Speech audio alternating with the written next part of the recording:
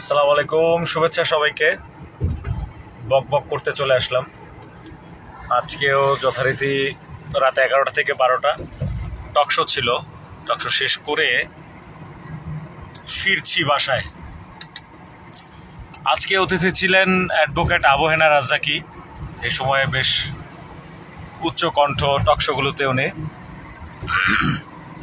আরেকজন ছিলেন বিএনপির মনোনয়ন বঞ্চিত নেতা জনাব নাজিমউদ্দিন আলম, এক সময়ের বেশ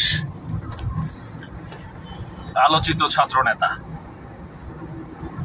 আজকের আয়োজনে এসে অ্যাডভোকেট আবু হেনা রাজ্জাকী বেশ কিছু কথা বলেছেন। এর মধ্যে একটি কথা তিনি বলেছেন যে বাংলাদেশের আমলারা আসলে নির্বাচনটাকে সুন্দরভাবে হতে দিবে না।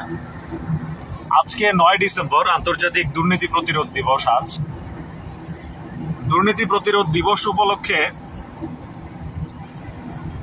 গতকালকে এবং আজকে একটা অনুষ্ঠানে তারেক রহমান বলেছেন, বিএনপির ভারপ্রাপ্ত চেয়ারম্যান, যে একমাত্র বিএনপি ক্ষমতায় আসলেই বাংলাদেশ দুর্নীতি মুক্ত হতে পারবে। জামায়াতের আমির বলেছেন দুর্নীতির বিষয়ে সবাইকে জিরো টলারেন্স থাকা উচিত।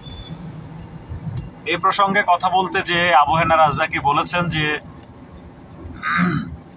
দুর্নীতিতে চ্যাম্পিয়ন হওয়াটা আসলে বিএনপির সময় হয়েছে, এবং এটির ব্যাখ্যায় বা এটির পাল্টা মন্তব্যে নাজিমউদ্দিন আলম, বিএনপি নেতা, তিনি বলেছেন যে এটি আসলে আওয়ামী লীগ সরকারের আমলে যে দুর্নীতি হয়েছিল সেটির ফলাফল বেরিয়েছে বিএনপির আমলে, কিন্তু পরবর্তীতে সেটির ধারাবাহিকতা কিন্তু বিএনপি ধরে রেখেছে। সেটি আবু হেনা রাজ্জাকীও বলেছেন। আবার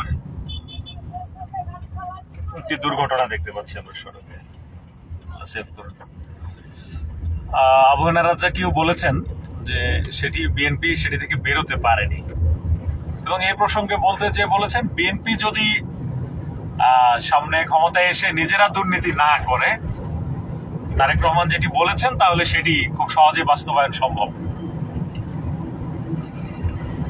এটির জবাবে নাজিমউদ্দিন আলম যেটি বলেছেন যে বিএনপি যে 31 দফা দিয়েছে যে কর্মসূচি, সেইখানে দুর্নীতির বিপক্ষে বেশ শক্তপোক্ত অবস্থান আছে দলের, এবং উনি মনে করেন যে এটি বিএনপি ক্ষমতায় আসলে বাস্তবায়ন করবে। এরপরই আসে নির্বাচন প্রসঙ্গ। নির্বাচন প্রসঙ্গ যখন আসলো, তখন যেটি বললেন যে যারা দুর্নীতি করেন, বিশেষ করে আষ্টে পৃষ্ঠে যে আমলাদের নাম আসে যে দুর্নীতির সঙ্গে যুক্ত, এই আমলারা এমনই একটি সরকার চায় যারা দুর্নীতি করবে। সুতরাং এবং এই আমলারাই রাজনীতিবিদদেরকে দুর্নীতি করতে বাধ্য করবে। রাজনীতিবিদরা বড় বড় প্রকল্পে দুর্নীতি করে অভ্যস্ত নন, এমনটি তিনি বলেছেন, এবং তাদেরকে এটি করিয়ে থাকেন আমলারা।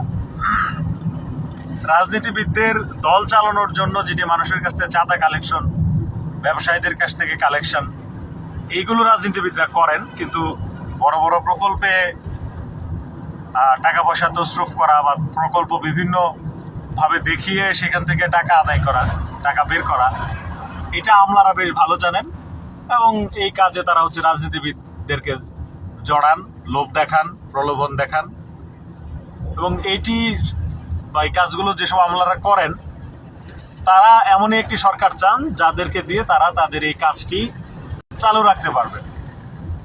এবং শেষে উনি যেটি বলেছে যে এই যে নির্বাচনটা হবে, এই নির্বাচনটাই আমলাদের কারণে একটি ঐতিহাসিক নির্বাচন হবে, যারা জিতবে, আমলারা যাদেরকে চান তারাই জিতবে, এমনভাবে কথা বলেছেন। বেশ হতাশাজনক। এবং এই নির্বাচন গ্রহণযোগ্য, সুষ্ঠু, অবাধ, নিরপেক্ষ, মারামারি ছাড়া, মারামারি মুক্ত এমন হওয়ার কোনো সুযোগ নেই, এমনটি এই অ্যাডভোকেট আবু হেনা রাজ্জাকী আজকে টকশোতে বলে গেছেন। এবং তিনি বলছেন যে দেশের আইন শৃঙ্খলা পরিস্থিতির যে অবস্থা, বিশেষ করে বরিশালে ব্যারিস্টার ফুয়াদের উপর যেভাবে হামলা হয়েছে, এরকম হামলা হওয়া বা দেশের বিভিন্ন স্থানে রাজনৈতিক প্রচার প্রচারণায় প্রতিপক্ষের বাধা প্রদান, হামলা যেগুলো হচ্ছে, এবং এইসব প্রসঙ্গে আবার আইন শৃঙ্খলা বাহিনীর চুপচাপ থাকা, এইগুলা যদি থাকে তাহলে আসলে একটা সুষ্ঠু নির্বাচন হওয়া সম্ভব নয়, এমনটি তিনি বলেছেন। এবং তিনি একেবারে গ্যারান্টি দিয়ে বলেছেন আগামী নির্বাচন সুষ্ঠু হবে না। তাহলে বিষয়টা কি দাঁড়াবে? একটা নির্বাচন যদি সুষ্ঠু না হয় তো বাংলাদেশে গত 16 বছর যে নির্বাচনগুলো হলো সেগুলো নিয়ে এখনকার যে রাজনৈতিক দলগুলো বাংলাদেশে রাজনীতি করছে তাদের অভিযোগ ব্যাপক, মানে অভিযোগ যে নির্বাচনগুলো সুষ্ঠু হয়নি। এরপরে এখন ওনারা নাই, এখন একটা নির্বাচন হচ্ছে, এখনো যদি বলা হয় যে এই নির্বাচন সুষ্ঠু হবে না, বাংলাদেশে সুষ্ঠু নির্বাচন তাহলে হবে কেমনে? কারা করবে? এটা কি ভূতে এসে করে দিয়ে যাবে? আসলে হচ্ছে রাজনৈতিক দলগুলো তাদের যে আগের যে চরিত্র বা যেইটা ট্র্যাডিশনাল বাংলাদেশে, সেটা থেকে বের হয়ে আসতে পারছে না।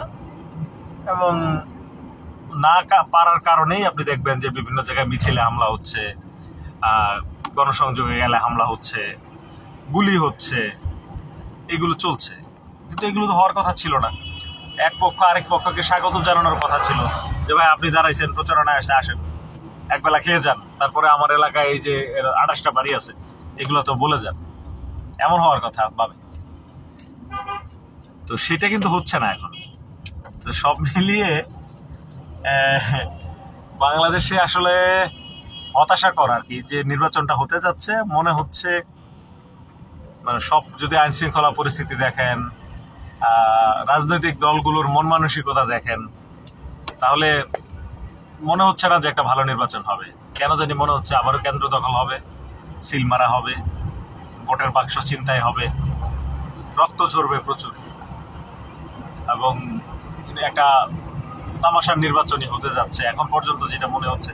জানি না, বাংলাদেশের সেনাবাহিনী একটা শক্তি আছে, ওনারা যদি চায় যে না যে কোনো মূল্যে একটি অবাধ সুষ্ঠু নির্বাচন করার চেষ্টা, যে মানুষজন যেন নির্ভয়ে ভোট দিতে আসতে পারে, সেই পরিবেশ তারা রাখবেন এবং ভোট দিয়ে যেতে পারবেন। এবং যা ভোট দিয়েছেন ফলাফল যাই হোক সেটি প্রকাশ করা হবে। তাহলে হয়তো দেশের মানুষ একটা আস্থা পেতে পারে। তারপরও প্রশ্ন থেকে যায়, মনে করেন আওয়ামী লীগের ভোটার যারা, তারা ভোট দিতে আসবেন কিনা, আরো রাজনৈতিক দল সবকটা নির্বাচনে অংশ নিতে পারছে কিনা, এইগুলো নিয়েও প্রশ্ন থেকে যায়। সব মিলিয়ে বাংলাদেশের ভবিষ্যৎটা কেমন আমরা বলতে পারছি না। বিশেষ করে অর্থনৈতিক দিক থেকে আমরা তো অনেক পিছিয়ে আছি, এবং যদি সামনে নির্বাচন ভালো না হয় তাহলে এই দিকটা আরো বেশি পিছাইতে থাকবো, এবং আমাদের কপালে মানে এই যে শনির দশা সেটা খুব দ্রুত কাটছে এমনটা কিন্তু আমাদের মনে করার সুযোগ নেই। ভালো থাকবেন, দেশের জন্য দোয়া করেন। আল্লাহ হাফিজ।